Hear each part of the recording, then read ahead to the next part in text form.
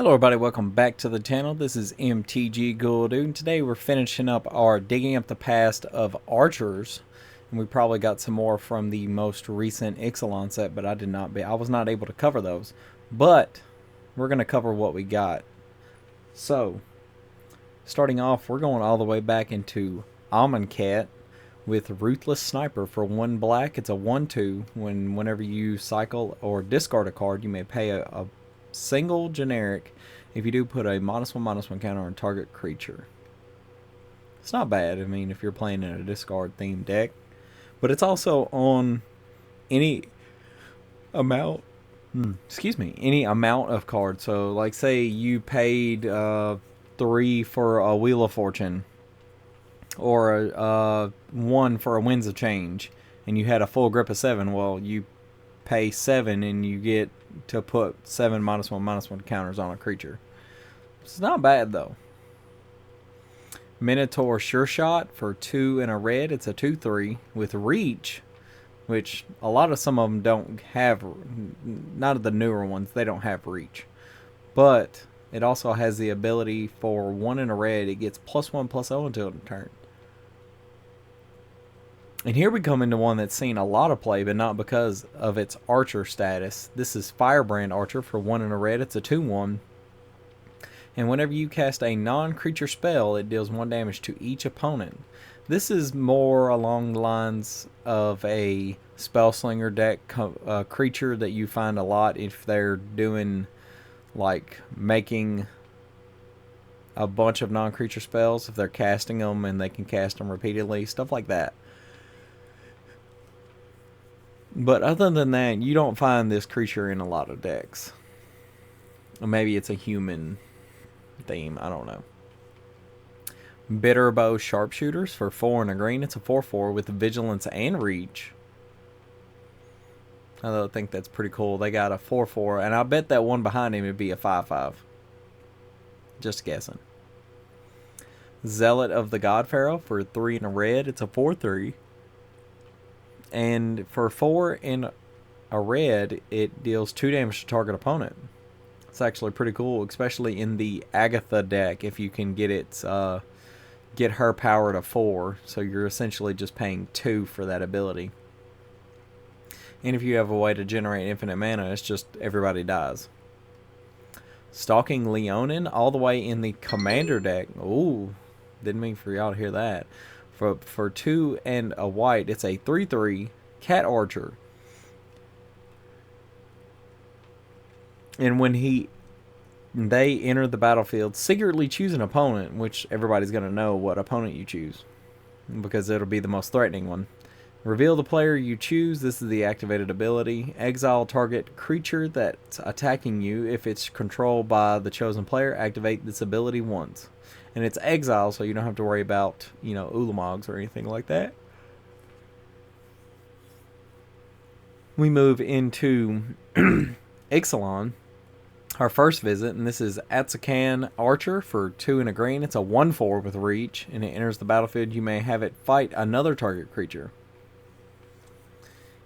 Deavant Trapper, I think I said that right. But for 2 and a white, it's a 3/2. Whenever you cast a historic spell, tap target creature and opponent controls. This would actually go great in one of those tap creature decks. Halara the Fire Fletcher for 1, a red and a green. It's a 3/3 legendary creature, Elf Archer with trample. And whenever you cast a spell, if that spell is kicked, put a counter on her. Or them. Then they deal damage equal to the number of counters on them to each opponent. Oh, that's actually pretty good if you can just start doubling the counters.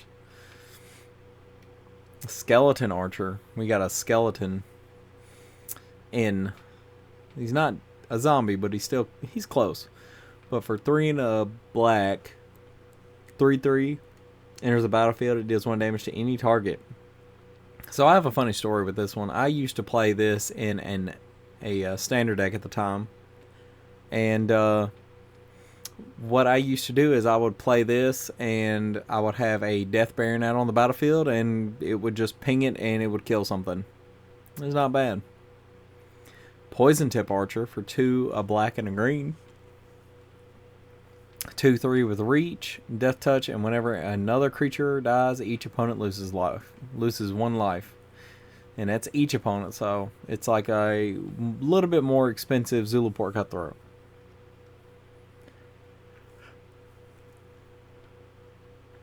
Robber of the Rich for 1 and a red. It's a 2/2 with a reach and haste. Whenever Robber of the Rich attacks, if the defending player has more cards in hand than you, exile the top card of their library. During any turn you attacked with a rogue, you may cast that card, and you may spend mana as though were any mana to cast that spell. It's actually pretty decent if you get a good spell, but you also have to attack with the... Ugh, I do not know what is going on with me, but I am yawning up a storm. So I actually have a theory about me yawning. I think it's because that as I'm speaking, that my voice is monotoned, and it's slowly like making me sleepy. So that's why I think that's why I yawn so much when I'm recording. Get a little bit of juice in the system. But yeah, it's so dependent on having a rogue attack. I mean, he does count as a rogue because he is a human archer rogue, but you know, it could do better. Wildborn Preserver for 1 and a green. It's a 2/2 with flash. It's an elf archer. And reach. Whenever another non-human creature enters the battlefield under your control, you may pay X and put X +1/+1 counters on him. It's not bad. Nexus Wardens for 2 and a green. It's a 1/4 with reach and constellation. Whenever it enters the battlefield and an enchantment enters the battlefield under your control, you gain 2 life. That could be pretty good, especially if you can bounce enchantments in and out. Skyway Sniper for a single green.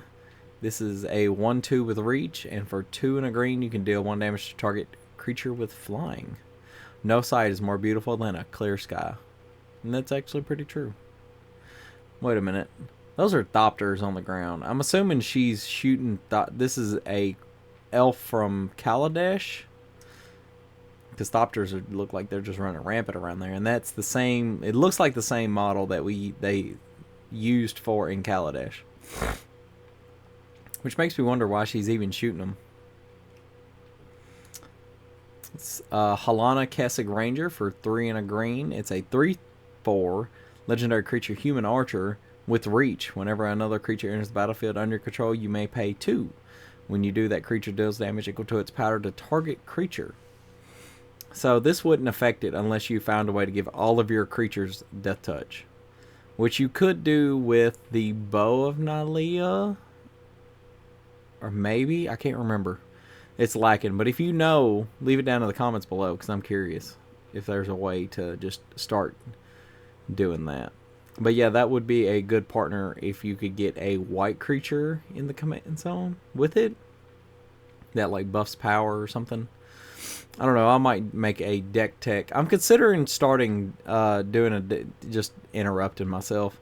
I'm thinking about making deck techs for the tribes that I've done with the Digging Up the Past Different Tribe series. If you guys think that would be something that y'all would be interested in, let me know down in the comments below, and I might make it happen. Because we do have a long list of deck techs that I could make to fill out some days. Because, you know, times are getting a little rough now. We're starting to get around the holidays. This is going to come out on Thanksgiving, so in the US, for me at least. So happy Thanksgiving, everybody. I forgot to mention that at the front of the video because I guess I just forgot. But, you know, it is what it is. I hope everybody enjoys the holiday, whether you celebrate it or not. Yeah, some people get time off, some people you don't. You know, kind of hate that I kind of just threw all that in there in the middle of it, but oh well. And now we get into Modern Horizons, where we got a Arcus Acolyte for a green and a white, and I hate that they swap the colors because it should be white-green. Oh, it is a 2/2 human cleric archer with reach and lifelink, so that's actually pretty cool. Each other creature you control without a +1/+1 counter has Outlast. That's unique. That would be actually really cool for an archer deck. And it is a 2/2. So it could just get better and better. Category of Mithril Hall for all green and white. It's a 2/2 legendary creature human archer with first strike and reach. Whenever it attacks, put a +1/+1 counter on it for each equipment attached to it. Then for 1 generic mana, remove all +1/+1 counters on it. It deals 1 damage to target attacking or blocking creature an opponent controls, where X is the number of counters removed this way. Huh. That's interesting. That could be a good commander for archers. Voldaren Ambusher for 2 and a red. It's a 2/2 vampire archer. Here's where we start getting some more red archers. When it enters the battlefield, if an opponent lost life this turn, it deals X damage to up to 1 target creature, where X is the number of vampires you control. And I love the flavor text. Gotcha. No exclamation point. No question mark. It's confident. Gotcha. Bird Admirer. And this is a 2-part because it is a daybound and nightbound creature, so we'll cover both. For 2 and a green, it's a 1/4 with reach and daybound. It's a human archer werewolf. And the backside is Wing Shredder. It's a 3/5 with a reach and nightbound. Apprentice Sharpshooter. For 2 and a green, it's a 1/4 with reach and training. And this is the set we got training, I believe. Or maybe it was Mentor that came first. But anyways, whenever this creature attacks with another creature with greater power, put a counter on this creature. +1/+1. Which Mentor is put a counter on the least powerful creature. And this is training. So it's the same thing pretty much. Sawblade Slinger. For 3 and a green, it's a 4/3 human archer with a, looks like a ginormous crossbow. Looks like she's shooting saw blades. That's different. It looks like she's standing on top of a zombie. Oh well. When it enters the battlefield, choose up to 1, destroy target artifact and opponent controls, or it fights target zombie and opponent controls. Not my favorite. And then we move into Kamigawa Neon Dynasty with Twin Shot Sniper for 3 and a red. It is a 2/3 with reach, and it enters the battlefield. It deals 2 damage to any target. So if you can find a way to give it Death Touch, here you go. And it has the channel ability for 1 and a red. You discard it and it deals 2 damage to any target. So it's a lightning. There's a 1 that's for 2 mana. It's a 2. I'm sure it's some one of them. But I have no idea what to make of this bow that he's using, because you see all this other stuff around him and it says he's an artifact creature, but like, is the mechanisms behind him supposed to support the archery, or is it supporting him? Because like, if it was supporting, oh wait a minute, okay, so I can see it now. It's an arm floating behind him, pulling the bow back to shoot the arrows. That's pretty interesting. That is cool. Bamboo Grove Archer for 1 and a green. It is a 3/3 with enchantment creature or snake archer, defender and reach, and it also has the channel ability for 4 and a green. You can discard it and destroy target creature with flying. That's actually pretty expensive for an effect like that. So now I have a question. You have this creature that has 4 arms, and he has to use all 4 arms to shoot 1 arrow, or 1 bamboo arrow. They couldn't I guess it's for stabilization, better aim, I guess. I don't know. It just that don't fit right with me. Ohabi Kalira. I don't know how to pronounce that. For 1 a green and a white, it's a 1/3 with reach. Untap all archers you control during each other player's untap step. This is the epitome of the archer commander. Whenever another archer you control deals damage to a creature, you may pay 2. If you do, draw a card. Yep, this is it. You find a way to get infinite mana, you start pinging everybody, you untap everything, it starts getting nasty. Torowaki the Younger, and this is like the dark side of the archer deck. For 3, a black and a red, it is a 3/3 with a reach and lifelink. If another source you control will deal damage, non-combat damage to a player or permanent, it deals that much damage +1 to that permanent or player instead. Whenever you cast an instant or sorcery spell, Torowaki the Younger deals 2 damage to any target. It's actually pretty good. Miria's Outrider for 4 and a red. It's a 4/4 elf archer. Does not look like an elf. You really can't. From this angle, you really can't tell what he is. Like, just peering at him. But it does have reach, and it has domain. When it enters the battlefield, it deals damage to each opponent equal to the number of basic land types among lands you control. Huh. Arrows fashioned from the living wood of Yavimaya carry all the force rage in their fire-hardened points. That's interesting. And then we probably have one of the most controversial of all of the archers, Orcish Bowmasters. And this was probably the worst but best card when it comes to the Lord of the Rings set, because everybody's now expecting it, no matter what format you play, or especially if you actually have a well-established deck, and it's an archer that can go in any deck, especially in higher power decks where the card draw matters. But for 1 and a black, it's a 1/1.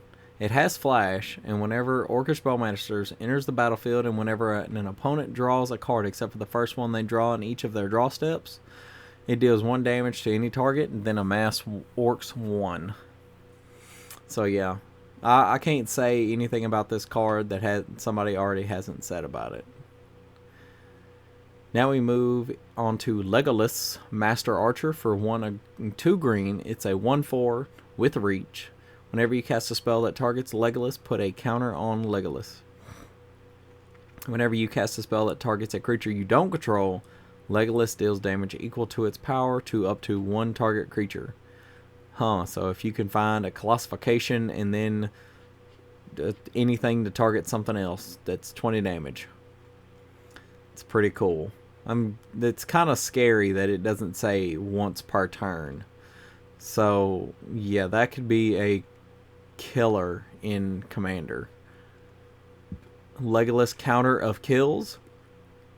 For 2, a green and a blue, it's a 2/3 with reach. Whenever you scry, if Legolas Counter of Kills is tapped, you may untap it. Do this only once each turn. See, there it is right there. That one line. Do this only once each turn. Whenever a creature an opponent controls dies, put a counter on Legolas. So this would be like a fight counter deck. Counter fight.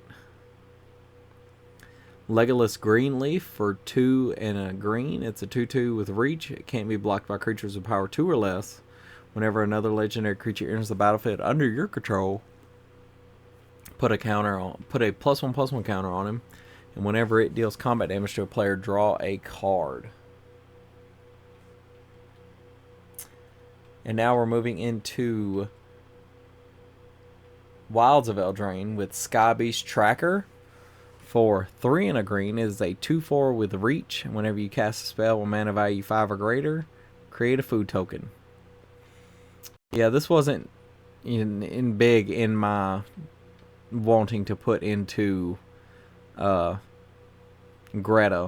I mean, it does make food, but I'm not casting really big spells. I'm trying to cast as many spells as I can to get as many food as I can at that point. So now we move into one of the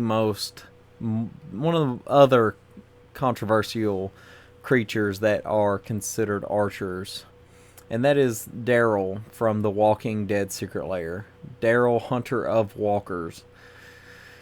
Oh, for 2, a red and a green, it's a 4/4 Legendary creature Human Archer. At the beginning of your upkeep, target opponent creates 3 Walker tokens.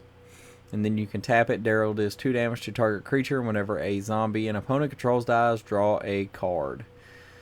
But if you don't want to play with the Walking Dead version, you do have Hunk's Slayer Zealot. Same text and everything, it's just not Daryl. I would probably want to play with Daryl simply because I'm watching Walking Dead for the first time, and then I really like Daryl as a character. But if I have to, because I don't have the money to pay for a Daryl, Honks is good enough at that point. But that is actually pretty unique, and I actually do like the non-secret layer version. In my opinion, I really like it. It's different. As much as I don't like zombies being just massacred, it just looks like he's doing his best to try to stay alive. But that is going to be it, everybody. And I want to thank everybody and wish everybody a happy holidays if you do or don't celebrate it. And, you know, that's up to y'all. I'm not going to force nothing down y'all, except for videos and content. If y'all watch that, but, you know, that's up to y'all to watch it. But I want to give a special thanks to everybody that comments, likes, and subscribed to the channel. I couldn't be doing this without y'all, and I can't wait to keep going and see where we end up. But that's going to be it for today, everybody, and I will see you guys next time in the graveyard.